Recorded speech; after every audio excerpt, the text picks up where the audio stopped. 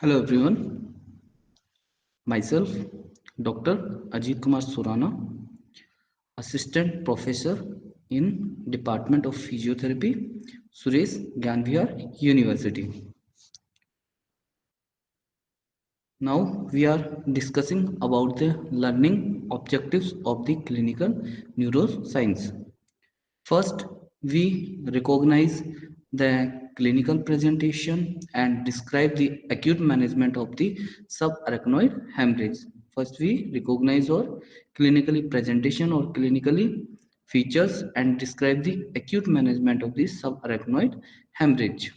Second, we recognize the clinical presentation and we describe the acute management of meningitis or encephalitis. Now, we recognize the clinical features and we describe the acute management of temporal arteritis. Now, we describe the pathophysiology, the clinical presentation, differential diagnostic considerations, and basic management of the headache. Now we describe the pathophysiology, clinical presentation or clinical features, differential, diagnostic, consideration and basic management of the central nervous system infection. Now we describe the pathophysiology, clinical presentation or clinical features, differential diagnostic considerations and basic management of brain tumors. Now we differentiate among the clinical syndromes associated with the headache and method of evaluation for further work of the diagnosis. And we recognize acute hemorrhage and ischemic stroke on CT of the brain. So these are the learning objectives of the clinical neuroscience, like recognizing the clinical features or clinical presentation and describe the acute management of the subarachnoid hemorrhage. Now, second one is that we recognize the clinical features and describe the acute management of meningitis or encephalitis like conditions. We recognize the clinical presentation and describe the acute management of temporal arthritis. Now, we describe the pathophysiology, clinical features or presentation, differential diagnostic consideration, and basic management of the headache. How we describe the pathophysiology, clinical presentation, differential diagnostic consideration, and basic management of central nervous system infection. Next, we describe the pathophysiology, clinical presentation, differential diagnostic consideration, and basic management of the brain tumor like of conditions. Now, we differentiate among the clinical syndrome associated with headache and method of evaluation for further work up the diagnosis. And now we recognize acute hemorrhage and ischemic stroke on CT or computer tomography of the brain.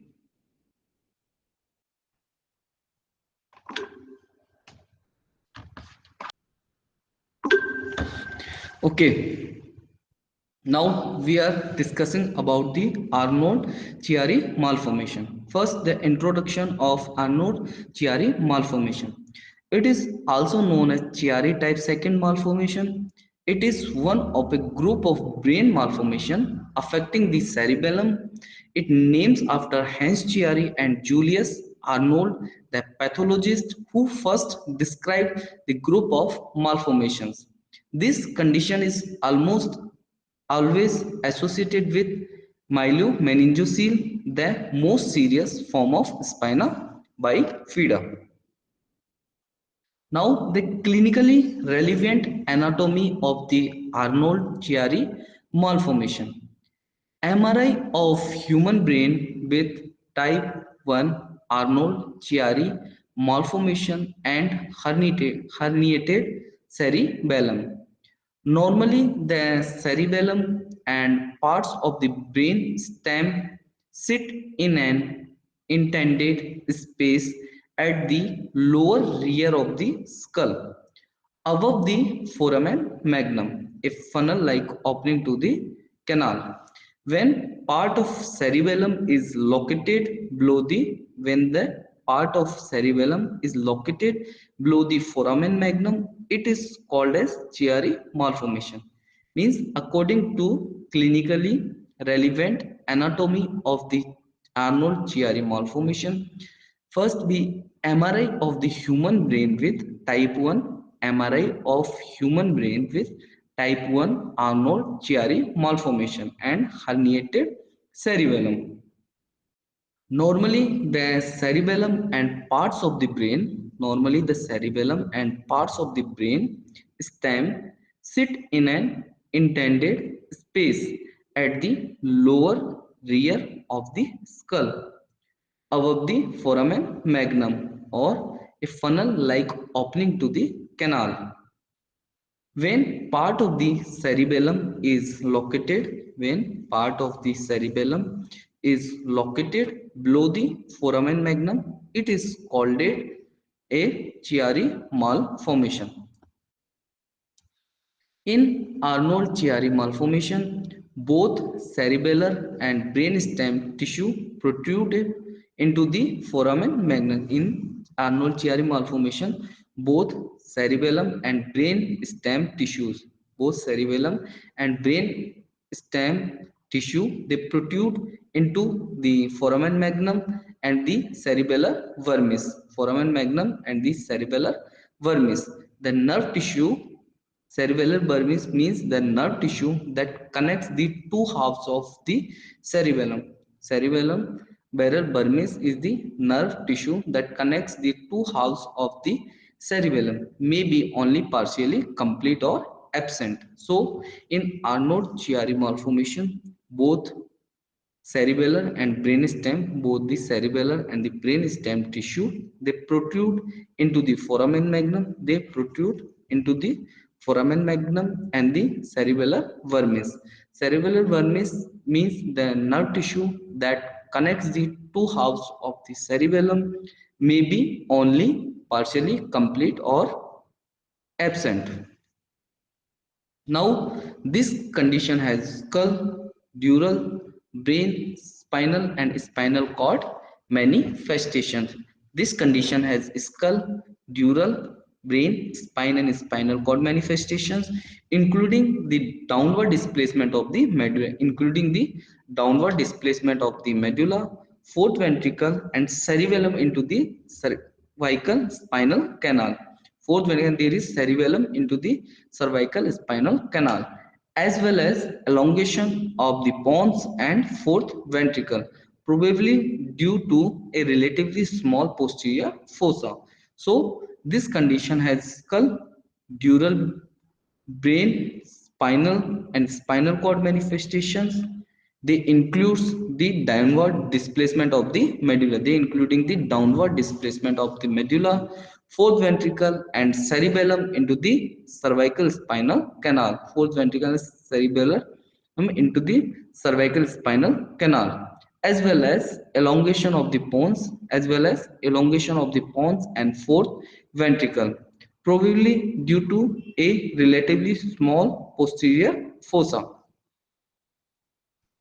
The brainstem is elongated and displaced into the opening of the base of the skull. Now the brainstem is elongated. And displaced. They are elongated and displaced into the opening of the base of the skull, and into the top of the spinal canal. It is often kinked. The brainstem, cranial nerves, and lower portion of cerebellum may be stressed or compressed. Now the brainstem, cranial nerves, and lower portion of the cerebellum, they may stressed or compressed. This means that any of functions controlled by these area may be affected. So the brain stem is elongated. Now the brain stem is elongated and displaced into the brain stem is elongated and it is displaced into the opening of the base of the skull, and into the top of the spinal canal, It is often kinked. The cranial nerves, and lower portion of the cerebellum, cranial nerves, and the lower portion of the cerebellum may also stressed or compressed. This means that any of function, this means that any of functions controlled by these area, any of function that is controlled by these areas may be affected. Now the clinical presentation of the Arnold-Chiari malformation. Many people with Arnold-Chiari malformation have no obvious symptoms. Many people with Arnold-Chiari malformation have no obvious symptoms. Compressive mechanisms are thought to cause symptoms, but it is likely that stretching of abnormally placed cranial nerves may provoke symptoms. In babies, the most common symptoms are a weak or absent cry. In babies, the most common symptoms are weak or absent cry, breathing difficulties, including stridor, arching of the neck, failure to the thrive, and feeding or swallowing difficulties. A weak cry, gagging or vomiting, arm weakness, a stiff neck, developmental delays, and an inability to gain weight. So, in clinical presentation of Arnold-Chiari malformation, many people with Arnold-Chiari malformation in clinical presentation of Arnold-Chiari malformation, many people with Arnold-Chiari malformation have no obvious symptoms. They have a no obvious symptoms.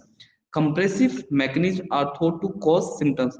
Now the compressive mechanism, compression over the cerebellum, they cause the symptoms, but it is likely that stretching of abnormally placed cranial nerves, it is likely that stretching of abnormally placed cranial nerves may provoke symptoms. Abnormally placed cranial nerves, they may provoke these symptoms. In babies, the most common symptoms are weak or absent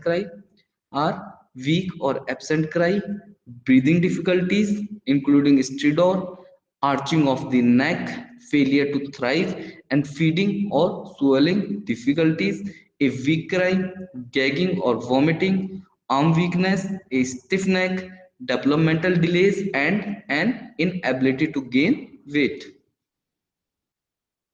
Now, blockage of cerebrospinal fluid flow may cause the formation of shrinks.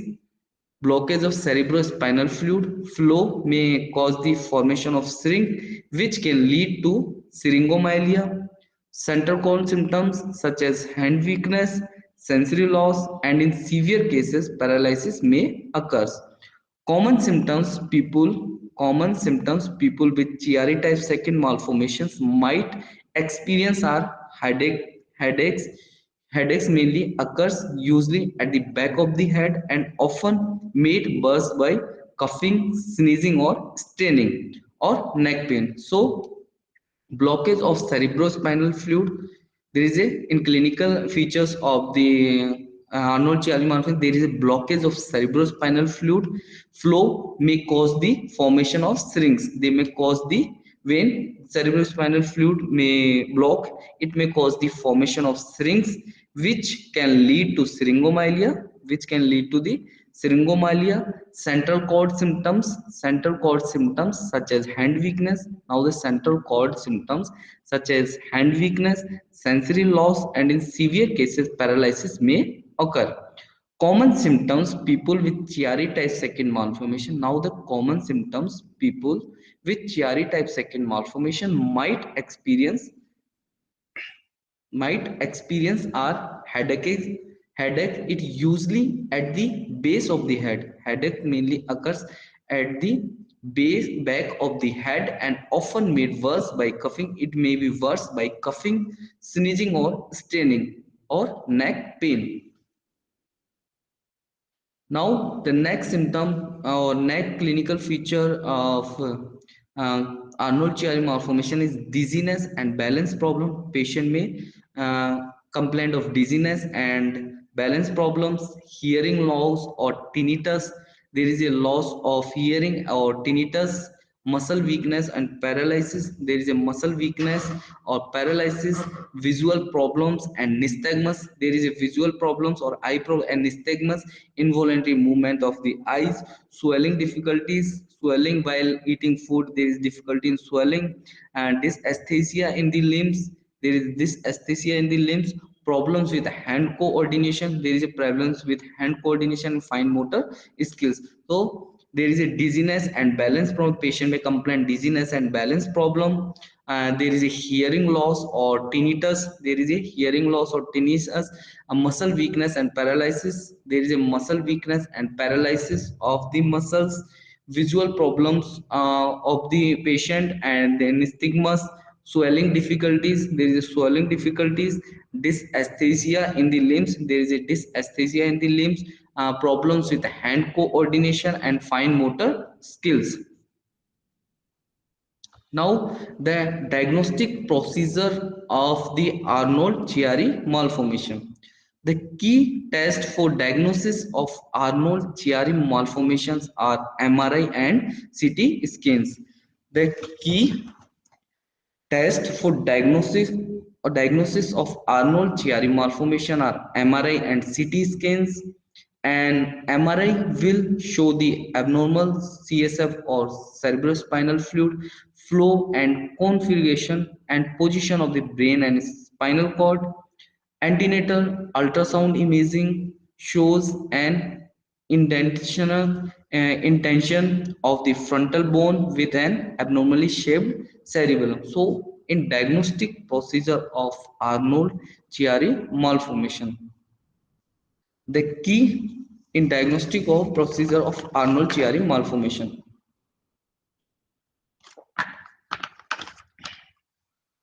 The key tests for diagnosis of Arnold-Chiari malformation. The key test for the diagnosis of the Arnold-Chiari malformation are MRI and CT scans. And MRI will show the abnormal CSF flow, and MRI it will show the abnormal CSF or cerebrospinal fluid flow and configuration and position of the brain and spinal cord.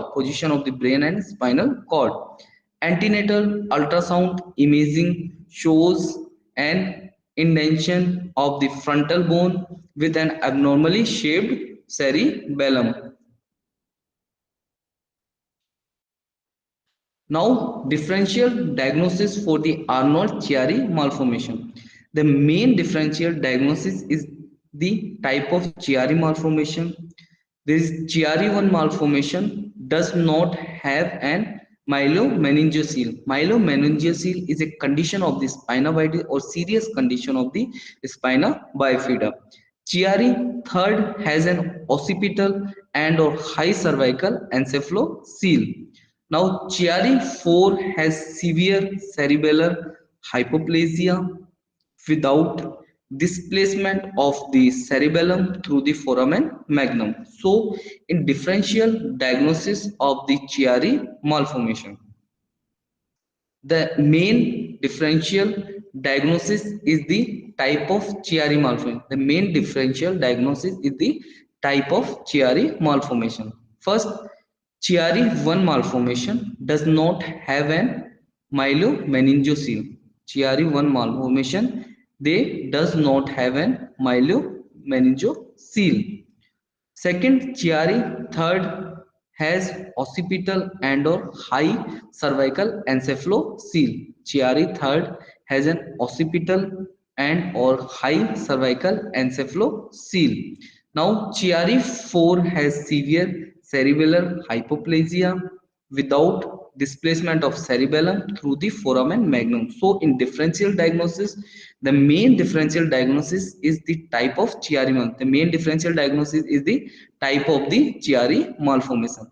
In Chiari 1 malformation does not have myelomeningocele. In Chiari 1 malformation, does not have myelomeningocele. In Chiari third has an occipital or high cervical encephalocele. In Chiari third has a occipital or high cervical encephalocele. Now, in Chiari 4 has severe cerebellar hypoplasia. Chiari 4 has severe cerebellar hypoplasia without displacement of the cerebellum through the foramen magnum. Now, the epidemiology of the Arnold-Chiari malformation. It used to be said that Chiari malformation are rare it used to be said that Chiari malformations are rare, but with routine use of MR imaging, Chiari malformation is discovered with increased frequency. Chiari malformation is discovered with increasing frequency. Chiari second is found in all children. Chiari second, it is found in all children with myelomeningocele, although less than one third developed symptoms referable to this malformation. So, in epidemiology of the Chiari malformation, it is used to be said that Chiari malformation are rare. It is a rare condition. Chiari malformation is a rare condition, but with routine use of MR imaging or routine use of MRI or MRI imaging, Chiari malformation is discovered. Chiari malformation is discovered with increasing frequency. Chiari malformation is discovered with the increasing frequencies. Chiari second is found in all children. Chiari second malformation, it is found in all children with myelomeningocele. Although less than one third develop symptoms referable to this malformation. Although less than one third develop symptoms, they are referable to this malformation. Now, the physiotherapy management of the Chiari malformation or Arnold Chiari malformation. Physiotherapy can help with many of the symptoms caused by the Arnold Chiari malformation. Physiotherapy, it can be helpful with many of the symptoms that is caused by the Arnold Chiari malformation. Vestibular rehabilitation is indicated when patient have a vestibular problems. Vestibular rehabilitation, it is indicated when the patient has vestibular problems. Conservative physiotherapy, soft tissue techniques may be of beneficial for cervical pain. Soft tissue techniques may be of benefit for headaches. So in physiotherapy management, physiotherapy can be very helpful with many of the symptoms that is caused by the Arnold Chiari malformation. Physiotherapy can be very helpful with many of the symptoms that is caused by Arnold Chiari malformation. Like vestibular rehabilitation. Now the vestibular rehabilitation is indicated. Vestibular rehabilitation, it is indicated when patient have vestibular problems. Vestibular rehabilitation is indicated when patient have vestibular problems. Second, conservative physiotherapy soft tissue techniques may be of benefit for cervical pain. Conservative physiotherapy soft tissue techniques, they may be of benefit for cervical pain. Now, the soft tissue technique may be of benefit for headache. Soft tissue techniques, they may be of benefit for headache. So, this is the physiotherapy management of the Arnold Chiari malformation. Now, the surgical intervention of the Arnold Chiari malformation. Treatment of patient with Arnold Chiari malformation is complex. Treatment of the patient with Arnold Chiari malformation, it is complex due to the variety and variable severity of the malformation. It is mainly due to the variety and variable severity of the malformations. But some patient may require any of the following surgeries. Interventions like myelomeningocele repair and management of neurogenic bladder. So in surgical interventions, treatment of the patients with Arnold Chiari malformation is very complex. It is mainly due to the variety and variable severity of the malformation. Of malformation. But some patients may require any of the following surgery. Interventions like myelomeningocele repair. Myelomeningocele is a severe condition of spina bifida, or it is a neural tube defect. So there is a myelomeningocele repair and management of the neurogenic bladder. Now, ventricular shunting. Next is the ventricular shunting. Ventricular shunting in hydrocephalus usually requires shunting. In hydrocephalus, it is usually required shunting and can improve the cranial nerve and the brainstem function. In ventricular shunting, hydrocephalus, it is usually requires shunting and can improve the cranial nerve and the brainstem function. Now, craniovertebral decompression. Craniovertebral decompression may be required in the neonates. Craniovertebral decompression, it may be required in neonates with brainstem dysfunction if hydrocephalus is not present, or if symptoms and signs do not improve with shunting. If the sign do not improve with shunting, some older patient with hindbrain herniation, some old patients with hindbrain herniation or syringohydromyelia may also benefit from ventricular shunts. So in ventricular shunting, hydrocephalus usually requires shunting. Hydrocephalus, they are usually requires shunting and can improve the cranial nerve and brainstem function, or they can improve the cranial nerve and brainstem function. Now, craniovertebral decompression may be required in neonates with brainstem dysfunction if hydrocephalus is not present, or if symptoms and signs do not improve with shunting. Some older patients with hindbrain herniation or syringohydromyelia may also benefit from ventricular shunts. Now the prognosis. In prognosis, many with type 1 Chiari malformation do not show symptoms and do not know they have the conditions. So many with type 1 CM do not show symptoms and do not know they have the conditions. Symptoms vary among individuals. Symptoms, they will vary among individuals. Individuals who have severe Chiari malformation, individuals who have severe Chiari malformation and have undergo surgery see a reduction in their symptoms, even though paralysis may be permanent. Now we are discussing about Dandy-Walker syndrome. Dandy-Walker syndrome is also known as the Dandy-Walker malformation, is a rare congenital hydrocephalus or a buildup of fluid in the brain that affects the cerebellum portion of the brain. The condition, which occurs in one in every 25,000 to 35,000 living birth each year, causes different parts of cerebellum to develop abnormally. Some malformations associated with Dandy-Walker syndrome includes two. Some malformations associated with Dandy-Walker syndrome includes two: the absence or limited development of the vermis, the central part of the cerebellum, limited development of left and right sides of the cerebellum. So, some malformations associated with Dandy-Walker syndrome includes two: the absence or limited development of the vermis, the central part of the cerebellum, limited development of the left and right side of the cerebellum,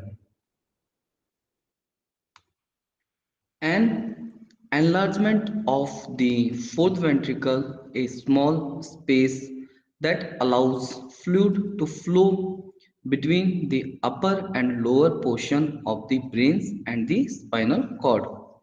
Means an enlargement of fourth ventricle of the brain, a small space that allows fluid to flow between the upper and lower portions of the brain and the spinal cord. The development of a large cyst-like formation at the base of the skull, the development of a large cyst-like formation at the base of the skull where the brainstem and cerebellum are located. So, an enlargement of fourth ventricle, a small space that allows fluid to flow between the upper and lower portion of the brain and the spinal cord. The development of large cyst-like formation at the base of the skull where the brainstem and cerebellum are located.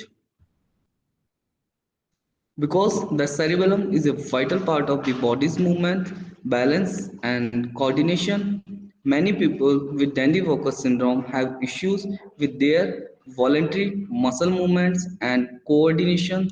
They may also experience difficulties with their motor skills, mood and behavior, and have limited intellectual development. About half of those with Dandy-Walker syndrome have intellectual disability. Because the cerebellum is a vital part of the body's movement, because cerebellum it is a vital part of the body's movement, the balance and for the coordination. Many people with Dandy-Walker syndrome, many people with a Dandy-Walker syndrome have issues with their voluntary movements, and coordination. They may also experience difficulties with their mood skills. The patient they may also experience difficulties with their mood, uh, with their motor skills, mood and behavior, and have limited can have limited intellectual development. About half of those with Dandy-Walker syndrome have intellectual disability. So this is because the cerebellum is a vital part of body's movement, balance and coordination. Many people with Dandy-Walker syndrome have issues with their voluntary muscle movements and coordinations. They may also experience difficulty with their motor skills, mood, and behavior, and can have limited intellectual development. About half of those with Dandy-Walker syndrome have intellectual disability. The degree of this condition and its effects vary from person to person. The degree of Dandy-Walker syndrome condition, their effects vary from person to person, but can require lifelong management. The lifelong management.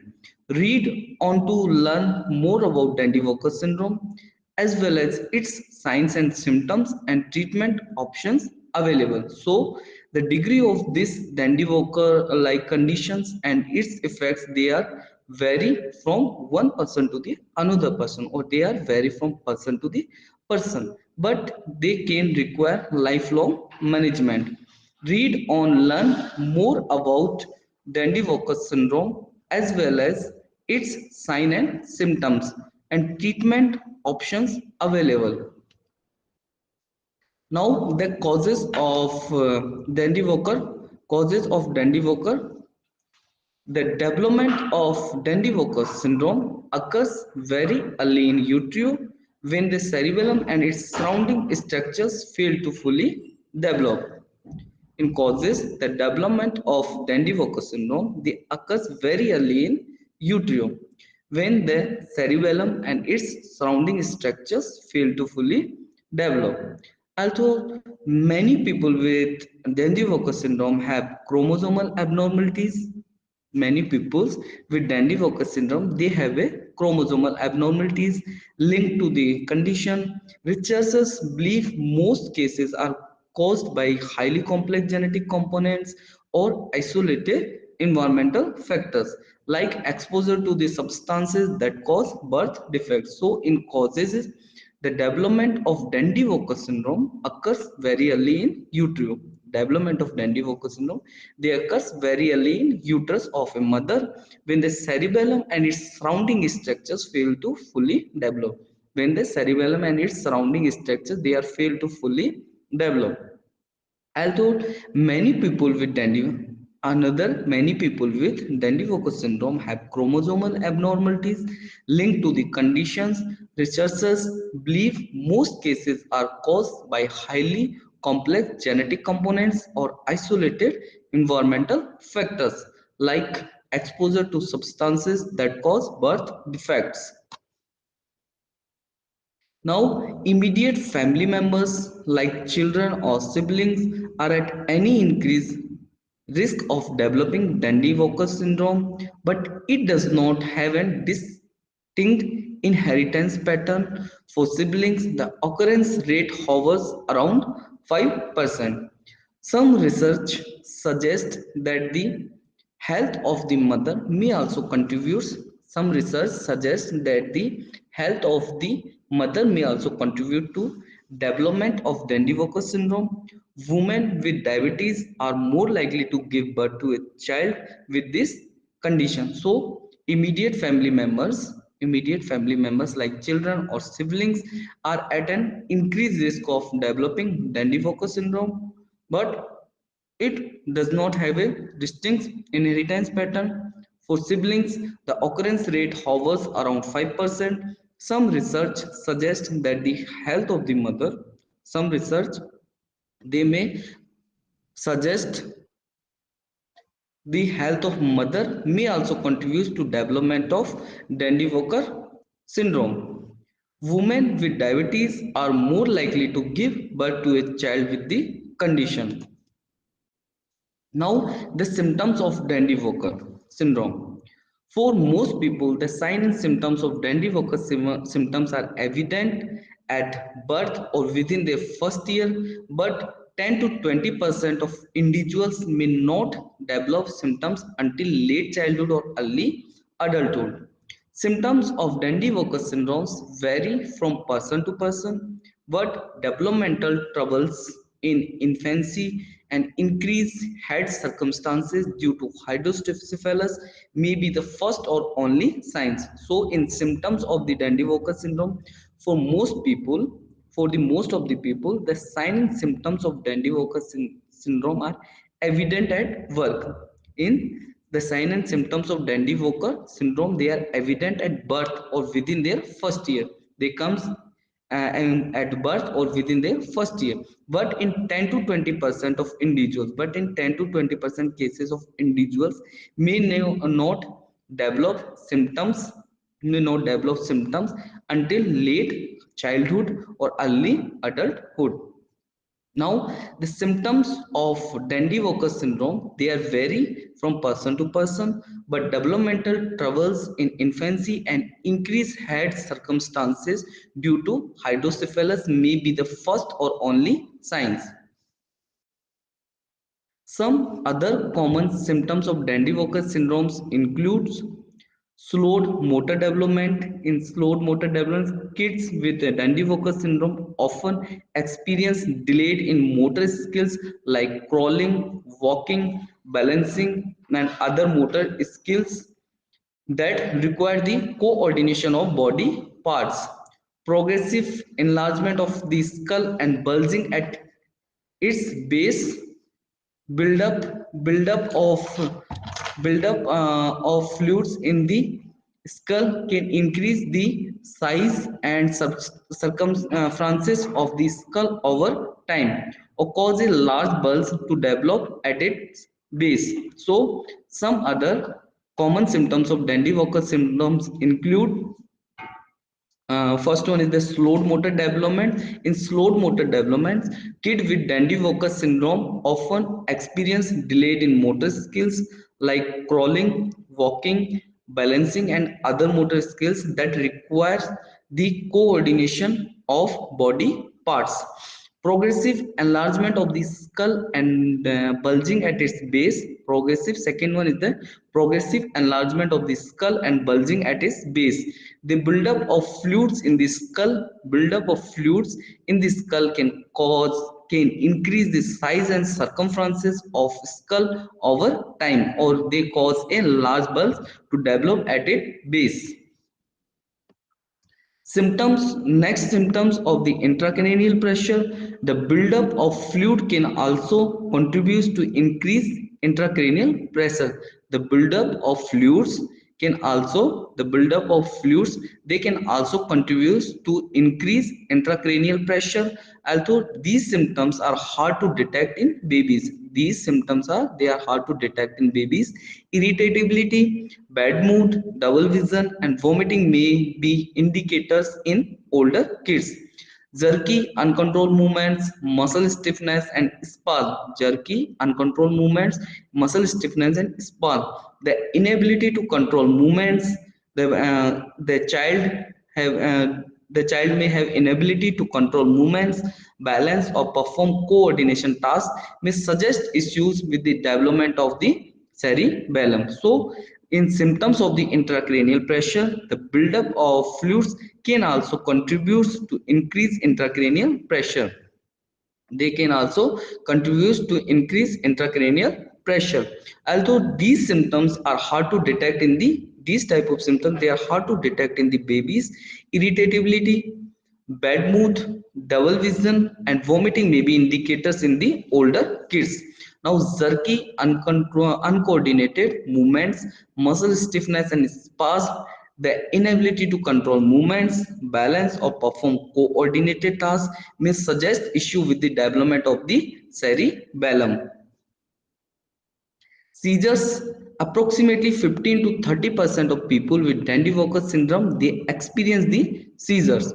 If your child begins to develop any of these symptoms, contact your pediatrician immediately. Be sure to record your child symptoms when they started, the severity of symptoms, and any noticeable progression, and bring your nose to your appointment. So, seizure, it is approximately 15 to 30% of people. Approximately, it comes in 15 to 30% of people with Dandy-Walker syndrome. They experience the seizures.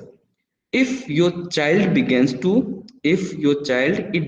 to develop any of these symptoms, if your child begins to develop any of these symptoms, contact your pediatrician immediately. We sure to record your child symptoms. We sure to record your child symptoms when they started, the severity of the symptoms, and any noticeable progression, and bring your notes to your appointment. Now, the diagnosis of the Dandy-Walker syndrome. Dandy-Walker syndrome is diagnosed with the diagnostic imaging. It is diagnosed with the diagnostic imaging after a physical exam and questionnaire. After a physical exam and questionnaire, your child's doctor will order an ultrasound, computed tomography scan, or magnetic resonance imaging or MRI to look for signs of Dandy-Walker syndrome, including malformation in the brain and the buildup of the fluids. So, in diagnosis of the Dandy-Walker syndrome, it is diagnosed with the diagnostic imaging. It is mainly diagnosed with the diagnostic imaging. After a physical exam and questionnaire, your child's doctor your child's doctor will order an ultrasound. Your child doctor or a pediatrician will order an ultrasound, computed tomography or CT scan, or magnetic resonance imaging to look for signs of Dandy-Walker syndrome, including malformations in the brain and the buildup of fluids. Now, the treatment of the Dandy-Walker syndrome. Although Dandy-Walker syndrome can interfere with everyday lives, it can interfere with everyday lives. Milder cases don't always require treatment. Milder cases don't always require treatment. It mainly depends on the severity of the developmental and coordination issue the person is experiencing. Some common treatment for Dandy-Walker syndrome includes four. Some common treatment for the Dandy-Walker syndrome includes the surgical implantation of a shunt in the skull. The surgical implantation of a shunt in the skull. In surgical implantation of shunt in the skull, if your child experiences increased intracranial pressure, surgical implantation of shunt in the skull is required. If your child experiences increased intracranial pressure, doctors may recommend inserting a shunt. Doctors they may recommend inserting a shunt or a small tube in the skull to help elevate pressure. In the skull to help elevate pressure, this tube will drain fluid from the skull. This tube will drain fluid from the skull and carry it to other areas of the body. It drains fluid from the skull and carries it to the other areas of the body where it can be safely absorbed. So, In treatment, although Dandy-Walker syndrome can interfere with everyday life, Dandy-Walker syndrome, it can interfere with everyday lives. Milder cases don't always require treatment. Milder cases of Dandy-Walker syndrome may not require treatment. It mainly depends on the severity of the it depends on the severity of the developmental and coordination issues. It mainly depends on the severity of development and coordination issue the person is experiencing. Now, the some common treatment for the Dandy-Walker syndrome includes, first one is the surgical implantation of a shunt in the skull. Surgical implantation of a shunt in the skull. If your child experience if your child experience increased intracranial pressure, doctor may recommend inserting a shunt or a small tube in the skull to help elevate pressure. This tube will drain fluid from the skull and carries it to the other areas of the body where it can be safely absorbed. Now, various therapies like special education, occupational therapy, speech therapy, and physical therapy can help your child manage the issues. Linked to Dandy-Walker syndrome. Talk to your pediatrician about the therapies that will be most effective for your child. Survival and prognosis depends on the severity of malformation and the presence of other congenital defects. So there are many various therapies for the Dandy-Walker syndromes. The various therapies are the special education. First one is the special education, occupational therapy, speech therapy, and physical therapy. If in physical therapy for the maintaining and strengthening of the weak muscles and stretching of the tight muscles of the body, and maintaining posture of the child, or maintaining gait training of the child can be help your child manage the issues linked to the Dandy-Walker syndrome. They are manage the issues linked to the Dandy-Walker syndrome. Talk to your pediatrician about the therapies, and now talk to your pediatrician about the therapies that will be most effective for your child. Now, survival and prognosis, they are mainly depends on the severity of the malformation. Survival and prognosis, they are